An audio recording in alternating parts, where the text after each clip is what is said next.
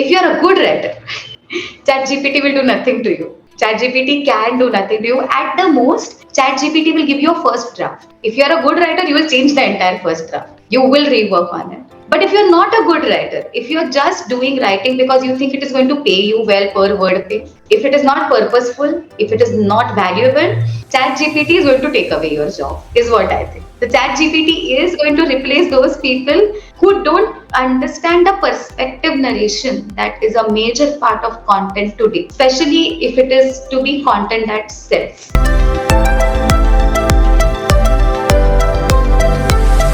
Hello everyone, I'm Jiten Singh, banker turned entrepreneur and author of the book Perfect Mastering the Art of Selling. I welcome you to all read my story where I interview authors, speakers, coaches, celebrities, entrepreneurs and more. Today I have with me Miss Gautami Deshmukh. She is prominently a writer and works as a brand and content marketing manager at the marketing agency in Mumbai. She spent her childhood, did her schooling and college years in Nashik. After that, she moved to Mumbai for better career prospect and later on marriage path. In year 2021, she came back to her parents' house and was diagnosed with depression and dysphoria. After recovering from there, she started speaking about domestic violence and its impact on mental health and society at large. She speaks on large global platforms with Toastmasters International about the violence against women and mental health awareness, as she is an abuse and domestic violence survivor. Looking forward to interact with you.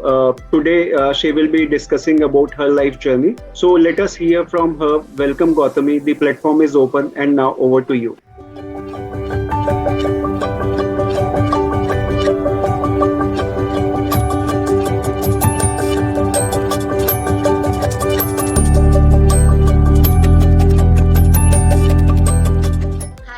I'm so happy to be here, and I am sure that people around the world sometimes get inspired by other people's stories. And there is this particular saying that I have come across many years ago. There was this book called Reader's Digest, and in that, once on the front page, they had written, "You cannot make all the mistakes yourself. You have to learn about some from others' mistakes, because you can't make all of them in one lifetime." Right. So I think what you are doing with this platform is just facilitating this particular thought ahead, that why not learn from other people's stories and try to implement the best of the thoughts on our own. So thank you very much for providing this platform to me, and honestly to create this platform first of all. Thank you so much and looking forward to it. So if I talk about you, Gautami, how did your past life has affected the person who you wanted to be in your life and what you are? So I remember that, since childhood, I knew one thing, that I would be doing something related to storytelling, because I think I was in 6th or 7th standard when Harry Potter Part 3 came out, and that was in English. And that year, Nashik, the city I come from, did not have it in Hindi anywhere. So earlier we used to see the English movies in Hindi language, obviously. Yeah. And then it was like I had to see this third part as well. So we went to the theater. I saw it in English. I came home depressed, and I was like, why do I not understand a single thing these people are saying? And I was in an English medium school. I just did not know how to speak in English. That's the only problem. So at that point, my mom told me one thing, that either you can continue crying, which I'm not going to encourage, or do something about it. Well, no, I'm big deal. What's so difficult about learning a language? And that was the time when I started reading English books. Then I started reading newspapers. And as I read Harry Potter, like the entire series, that book, that was something which has shaped me, my entire existence to a large extent. Because as a child, when you read these books, they impact your brain a lot. So you take life lessons from somebody else's book. And I think that is a major reason why I decided at that point that if J.K. Rowling could write something which could revolutionize how children across the globe look at facing challenges, I cannot do something that huge probably, but I could do something. And the only way to do it, because I have only one skill of speaking and writing, is going to be through writing. So as a child, it was something really silly that I couldn't understand some dialogues in a movie. But today I think I've built a career based on that one insecurity. And I think that is something which shocks me as well even today. Right. And that's the part of inspiration or motivation that took place in your life. About if it has to be a very career oriented decision. I think I used to watch this serial called Sex and the City, in which there is this character called Carrie Bradshaw, and she writes a column in a newspaper, and wherein she's writing all about her personal experiences, and people are enjoying reading about it. It is Correct. very simple English. It is very basic, everyday thing. Like she had a fight with her friend, so she's going to write about it. Her friend ordered some chicken instead of fish for a lunch, and how it just changed the entire event of the lunch. So something so silly as well, but it was actually making an impact on their lives. And then she used to wear these high heel shoes and everything. So these are the things that actually did inspire me a lot, because then I realized that even though I become a writer, I don't have to be restricted to be in a particular image. That is, that I will always be behind the scenes, I'll always be behind the paper. Nobody will ever know my face, nobody will ever get to know who I am. That's not true. I think that was something which motivated me to pursue my liking. Otherwise, I wouldn't have gone ahead. I would have thought that, oh, nahi yaar, why should I be doing something wherein my face is also not going to be seen? Why should I do something wherein I might not ever get a recognition? But the Carrie Bradshaw angle actually gave me this thing. It gave me a push to be like, go ahead, why not? Just try. You will do something wherein you will come across. And that was quite inspiring. Like, something so simple. What inspired and motivated me towards my career was not a very big something. There were small things. They just stuck in my brain and they got me ahead. Right. So that's really wonderful. If I talk about your work and experiences, like how you started your career, what all you did so far. That's quite funny. So I used to stay in a city called Nashik, and Nashik means graduation colleges used to take place in different shift. So there used to be a morning shift and there used to be an afternoon shift. My college was in the morning shift, so I used to get free at 11:30 in the morning. Sorted, like 3 hours ka college, I used to be free, and the rest of the day I would like just chill in some cafe, go to some chai tapri, and have like I used to just do time pass with my friends. And at that point, my sister asked me to give an interview at Times of India in Nashik. So the response and marketing team of Times of India at that point was looking for a writer, and they did not want an in-house writer who would be a full-time employee. They wanted someone freelance, but someone who would come to work every day and quickly write something and give it to them. It would be like barely 3.5 to 4 hours ka kaam. And my sister was like, you are doing nothing. Like, you just, after 11:30 of your college, you just do nothing. She's like, go, talk to them at least. And I think I went there, and they did like a few of my samples. And because the samples were essays I had written in school and college. It wasn't like I am a writer. But they did take me on. I had one of the best mentors possible in Times of India. So this is Shweta Kothari. She was actually guiding me through this. Like, it were her clients and a couple of more managers whose clients I used to write for. And that time I was 18, I was barely 18, 19. And for 2.5 years, Times of India trained me to become a better writer, firstly. They trained me into understanding how a good corporate culture should be. They taught me work ethics that I don't think any other organization could instill in me afterwards, because then I grew up. But when you're young, you can absorb anything that is thrown at you. And in general, the culture that I believe in when it comes to work, Times of India instilled that in me. And this happened before I was 21. So it was all in my system ingrained. And then I moved to ABP News Network, wherein I was an image consultant.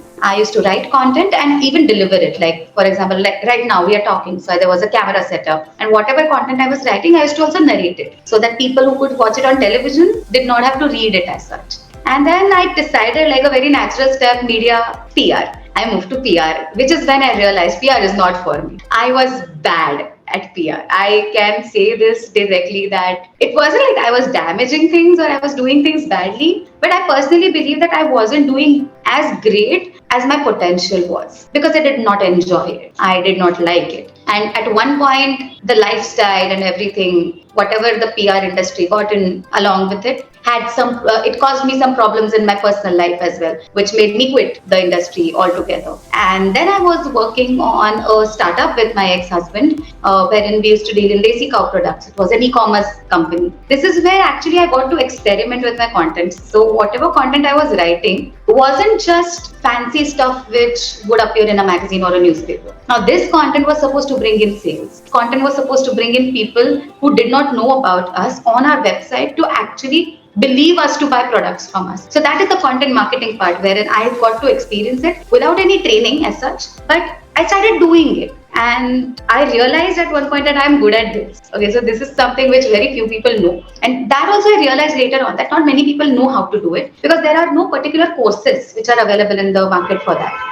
And so that's the journey wherein my startup journey ended after 3.5 years. And then I was sick for some time, so I had to take a break of 6 to 8 months. And post that, I think, once I recovered from the depression and dysphoria phase, I think that phase was very crucial for me because I had given up on thinking that whether I can ever make a career again. Because, after a 6 to 8 month break, not a single company would actually want someone to join them, especially at a good position. So they would want me to start, say, from the beginner level, right? So Right. instead of that, I tried to wait. I applied to almost 200 places before I actually picked up one job, and it worked. Like, again, I got back to content marketing itself. And last year was when I joined a really fabulous content agency in South Bombay here. And that is when I realized that, strategy is something I'm good at. It's not just the marketing side. I can even plan things. I can even ideate things. The innovation part of content, basically. So we do it right from I was in Times of India, I was doing it, but I was doing it very subconsciously. And today, when I get into the strategy part, I do it very deliberately. So I think that is something which I think the career progression, which started from doing things very subconsciously to now making it happen after making a plan and executing it exactly like you want. It has been a phenomenal journey, and I have learned so much in it from all the people that I have worked with, from the mentors that have guided me throughout. And today, I think in branding and content marketing, wherein I'm working, and I have a team with me, and we do sit down and strategize things. It is not a very glamorous industry, as glamorous as people show it to be, but it is very fulfilling. Ultimately, that's, I think, what matters. Like, I enjoy doing my work, and I agree, not everyone is going to like the life I live when it comes to career. But I think if I have found peace and happiness in what I'm doing as a career person, it is more than enough for now.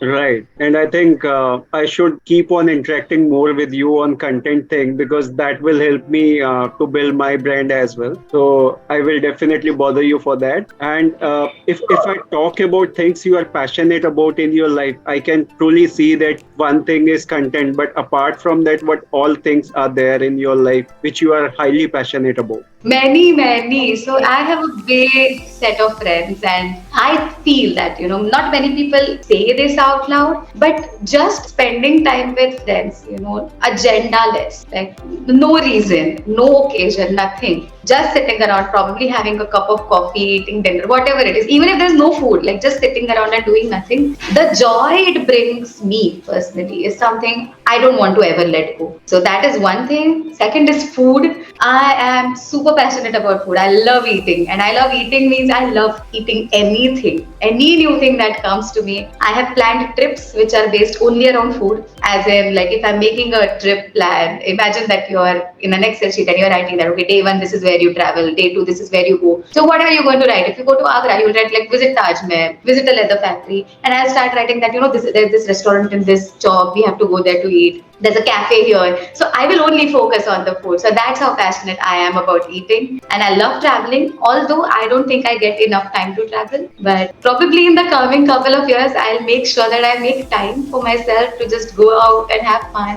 Hopefully, I can make that happen as well. Like you have two fields which are highly associated with each other. One is like content, and second one is your flavor for food. So if you start writing something onto it, like experimenting, traveling, food, and content writing, definitely you can make out a great career onto it, I guess. I agree. I agree. Like, that would be like a dream job wherein you're just traveling, writing, eating, sorted, bus. Right. And that's really wonderful thing. So if I talk Yeah. about your vision, mission, and goal in life for next 5 to 10 years from now, so what is that? So honestly, my vision is to make some impact ultimately. And you said in the beginning, what my goal and vision for the future ultimately is to create awareness about mental health firstly, because even today I think it is not really normalized. Right. Having a person with a mental health problem in a family, it's not very easy for people. I agree, my family has gone through it, so I know how difficult it is, but it's okay. There are families who have even worse and even more difficult situations to go through. People every day are being diagnosed with more serious diseases like say cancer for example, and it does take a toll on the entire family. Mental health is nothing different. If I am facing a problem, my entire family is going through it on the side. Definitely. But if it is normalized, if more and more people talk about it, if more and more people share their experiences about it with other people, it will help others get better. It will help others behave in a way that their family will not get as much negatively affected as it could. So that's the vision for me, that someday I will be able to create that normalization in the society. I don't know how it will happen, but I will be giving it my entire thing. And as of now, my mission is to focus on work, make sure that the book gets completed. I am writing a book in the past 6 months. It is not completed yet, and I am going to make sure like this is my goal. Like this is a 1 year mission for me. I have to finish it before December. May Right. what come. So Wonderful. that's the So we would thing. not ask about the topic, but we can ask about the theme of your book. Yeah, the theme is quite fun. So it's hilarious. These are discussions about when I was going through the mental health phase. These are discussions I had with people. For example, a discussion with my therapist, a talk with my best friend, and how it actually panned out. And basically, it's about how appropriate and inappropriate things are being said whenever there is a mental health patient concerned. And ultimately, it's a little funny as well, but it is going to I'm going to write in what things affected me positively when these people said things and what things affected me negatively. And that is how a reader will know that not to say something because this does affect negatively. Right. So that is the idea of writing the book. And it's in progress. So it's about journey of your 6 to 8 months when you were like trying to come out from your problems. Yes, it is a journey, that's true. Great, wonderful. And definitely people who are under that problem areas or mental stress, anxiety or any kind of such issues in their life, definitely that can help them to understand like what positive impacts, where it can help you to come out easily, and what are the negative impacts which may hinder in your progress for getting better. Yeah. Great, wonderful. So if I talk about your most important learnings from your life, could be positive, could be negative, anything from your personal or professional journey. So what are those things? The first thing is that people are important. Sometimes you don't value them enough, but be it your personal life or professional life, having your people around you is, I think, the best thing that you can do for yourself. Because in case you don't, you'll end up in a very difficult situation. And if you are facing a challenge, it is much easier to get out of it and face the challenge with people around you instead of doing it alone. Right. And there is a saying, it takes a village, if you are aware of it. I'm a strong believer of that it takes a village thing because I learned it the hard way that I am not going to be enough for myself. I'm going to need people to talk to. I'm going to need people to watch a movie with. I am going to need people to just go out for a drive with. So I can do this alone. Obviously, I'll enjoy doing this alone. But having those people with you does add value to your life, and you realize it a little late. So if somebody wants to take a life lesson from me, which I have learned the hard way, take it. Don't let your people go anywhere. Right. And a negative thing that I think I have learned in life is that decisions that you make, never make a decision impulsively. And I have done it. I have made impulsive decisions in life and I do regret a lot of them. So I don't think I have a life of no regrets. I have multiple regrets and I'm not ashamed of admitting that as well. But the point is that you can avoid it if you don't make impulsive decisions. No matter how amazing you're feeling while making that impulsive decision, it is better to sleep over it. So these are the two things that I have learned. And right, that's really a wonderful one because decision making is tough. And I disagree a little from you on this part that you took impulsive decision and you regret. So unless we take decision, we would not know whether the decision is correct or wrong. So that is one aspect of it. And the thing is, whatever decision we make, we have to make it like fulfill. We have to put our efforts. If we don't do that, then that decision would always be wrong, whatever decision you take. True. And sometimes there are other various factors which affect our decision as well. So we should beyond our control. We should flow with the decision whatever we have taken, and we must try best to get that done through the best way possible. So I think Yes. decision making is important. You should take decisions. Could be Yes. impulsive, could be well thought. Depends on your choice personally, but you should take decisions. Now, coming on to the most important thing, like we are hearing this today very often, and this is taking place very impactfully these days on careers of many people, and we hear a lot about these things. So that is ChatGPT and other AI tools. So how and what impact they are creating on careers of so many content writers? So I have certain controversial opinions about this.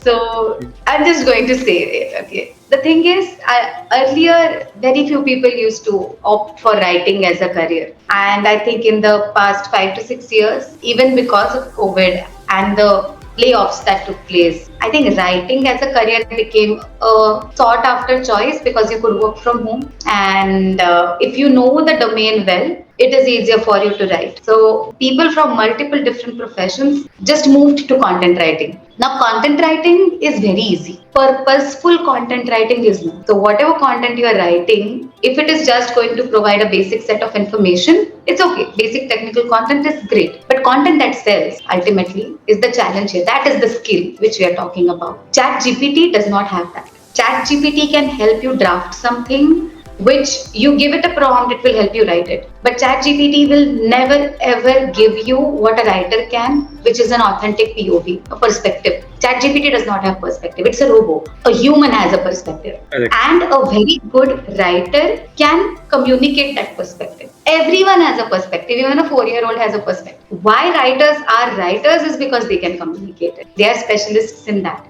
Hence, if you are a good writer, ChatGPT will do nothing to you. ChatGPT can do nothing to you. At the most, ChatGPT will give you a first draft. If you are a good writer, you will change the entire first draft. You will rework on it. But if you're not a good writer, if you're just doing writing because you think it is going to pay you well per word pay, if it is not purposeful, if it is not valuable, ChatGPT is going to take away your job, is what I think. The ChatGPT is going to replace those people who don't understand the perspective narration that is a major part of content today, especially if it is to be content that sells. So Actually, that they is are writing my for the sake of writing. But again, this is the personal view. Many other people might disagree. They might say that it's cool, normal. Correct. So you can get idea through Chat GPT or other AI tools, wherein you can create your own creativity that can be more impactful after taking help from these tools. True. And one more thing,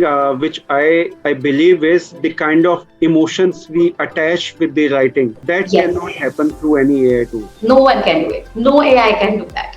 Right. So, if I talk about this further, what more content writers should do to be more innovative and creative? Only one thing. I'll tell you, like what works for me, I'm going to tell you. I don't know about how others work. I just use a personal, authentic storytelling style when I develop content. And I have noticed that multiple times. This happened recently, in a particular client meeting, wherein the client said that, we'll quickly find a tweet. We have to write a tweet. We'll quickly find it on ChatGPT, give it a prompt, and it will develop it. ChatGPT developed it. I took 4 extra minutes, but I wrote something normal, simple that I would write. And I shared that. And my client agreed that, you can write better than ChatGPT. How is that possible? I'm like, I'm not writing better. I'm just writing something real here. So innovation is only possible if you put in your real self into writing. And don't be scared. Like, do not be scared of what you're writing. I write anything. Like, if there is an idea in my mind and I want to share it in a strategy, I'm not scared. What is the most that will happen? They'll reject it. Big deal. You make another one.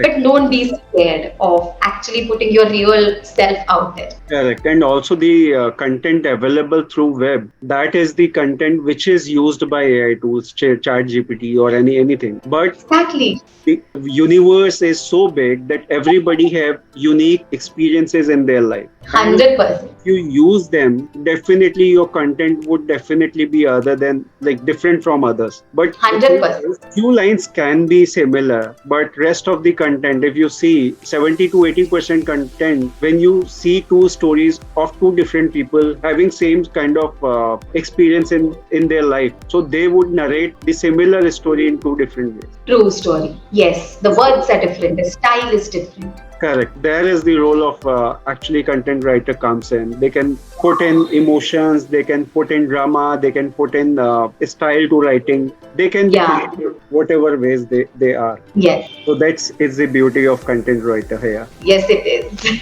So would you like to add any more thing in context to the topic? So don't be scared of AI. If you are a good writer, you don't have to be scared. Is what I would like to tell the writers across, whoever would be listening to this. You be confident. Write whatever your heart tells you to write, and I think it will work. Right. And you can get help from ChatGPT or other tools to create Yes. perfectly. Use it as an assistant, you know. Yes. ChatGPT is your assistant. It gives you a first draft. That's all. Correct. That's really an important one. You can use it as your assistant, your support, your guide. Yeah. So use it and then finally you put your creativity around and make it more meaningful.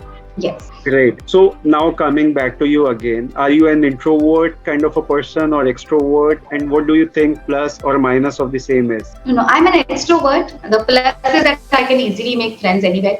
I can connect with people easily. Even if someone is not very open to talking, sometimes because of my personality, they find it easy to interact with me. The extrovert thing has negatives that, I talk a lot and I don't know where to stop.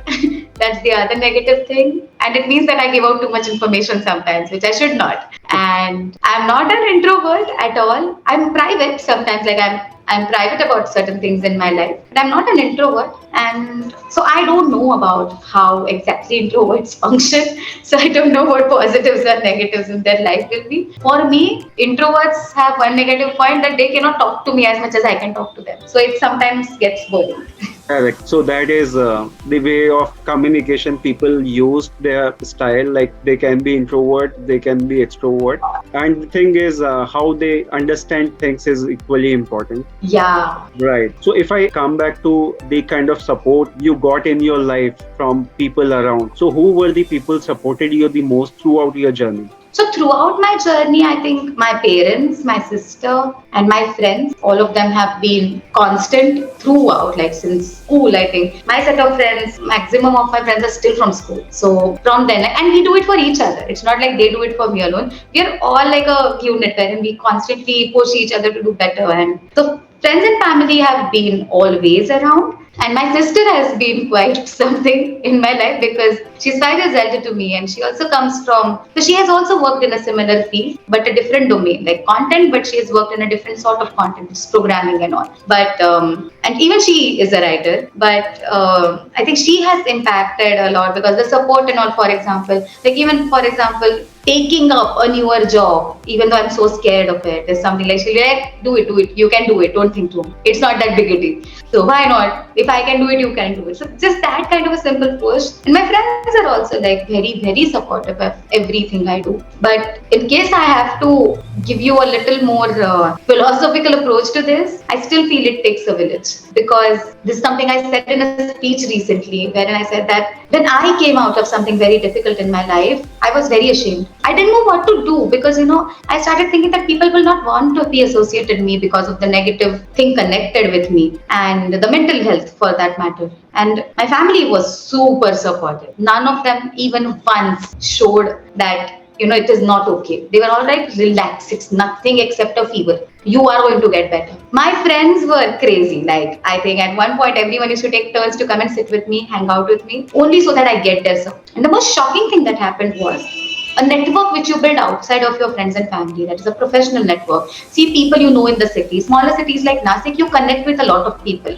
outside of your work and friend circle. And these people, whom I had not met for 4 5 years, they all started calling and they're like, you should attend this event, you should come for this, you should come for a particular seminar we are arranging. And when I went there for one seminar, I just made, I to society again. These people, doctors, architects, these big people in the city, they were like, you are a daughter of this city. If you think that because you went through something tough, we are not going to be accepting, it's wrong. You are a part of this community. You are one of us. And And that's how, there's family, there's friends, and there's this entire community which came together for me. So when I say it takes a village, it does, because getting out of something like a dysphoria or depression within a year, it's not easy. But Correct. it becomes easier when there is that stronger support around you in different manners. So Correct. that's what I feel about the support system. And I feel everyone should be privileged enough to have that support, because it doesn't take money for it. It just takes good people. Right. And support of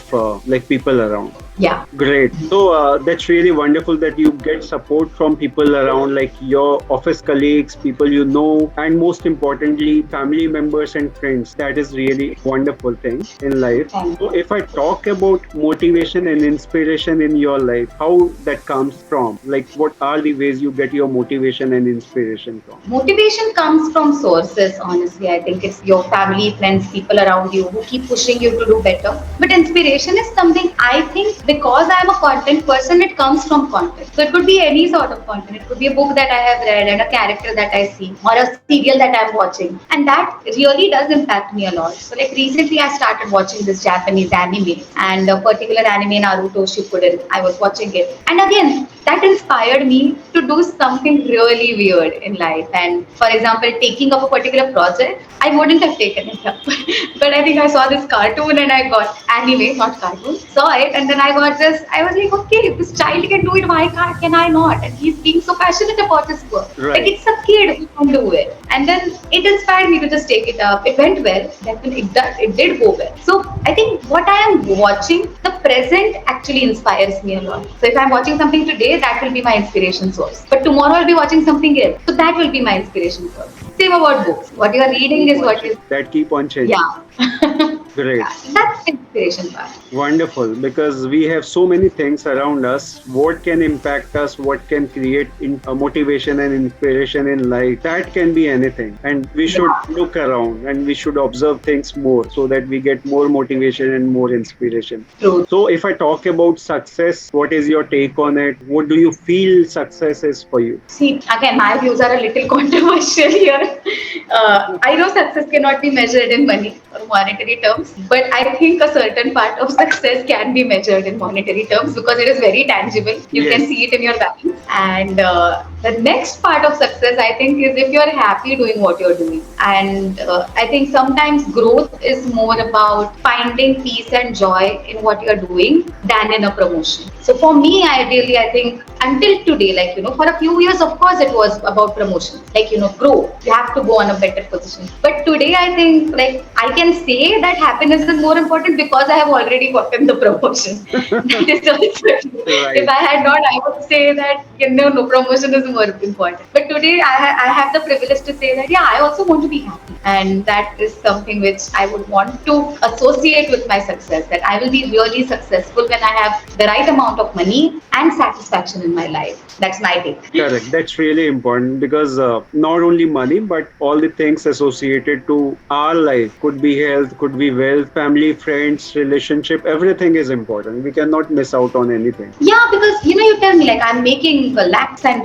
of rupees every month, and I cannot even afford to go out on a coffee with my friend because I don't have time. Really, that's the life I want? No, I don't. I'd rather have a little less money and then go out with my friend to have coffee. Correct. You should have privilege of time to spend with family and friends also. That is Exactly. equally important. Great. So we are moving on to the last one. Any message, advice you would like to share with our viewers and listeners? Yeah, one thing now. See, I have been a mental health patient, and what I experienced at that point was that people across the globe don't get the kind of support that I did. I consider myself super lucky that I had amazing people around me who were willing to let go of any preconceived notion, any prejudice against this particular situation just for me. And that time I realized that what if everyone does that? Like, what if this starts happening for every single mental health patient across the globe? That people around them are supportive of them, I think everyone will come out of it quite fast. Like I said, it's not impossible.